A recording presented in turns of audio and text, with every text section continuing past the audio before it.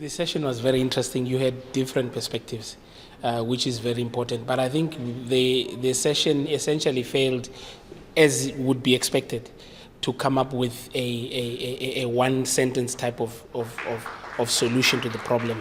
I think the problems are very big. They are greater than we could compress in this session.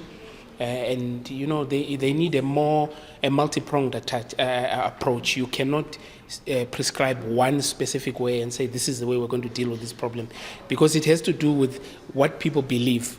Now, if people believe that when their pastor says eat grass or drink petrol, or he drives a car over them, if people believe this is the man of God who has been sent by God, they will do that.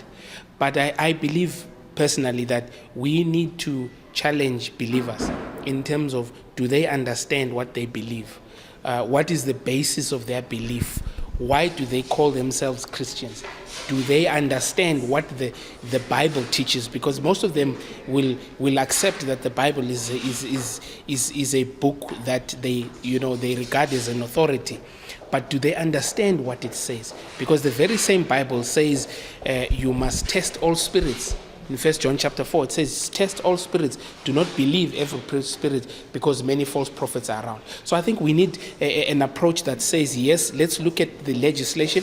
Let's try and find a way of regulating these denominations, of putting order and sanity. But at the same time, let's empower the congregants, the communities themselves, so that they are able to, if a man comes up and says, I'm a servant of God, and he sets up a church, and he begins to teach his doctrines, let communities be in a position to say, but hang on, what you are teaching and what is written in Scripture is not one and the same. And I think so it's a very complex thing, because you are dealing with emotions, you are dealing with people's belief systems, you are dealing with people's belief of what constitutes spirituality and what doesn't.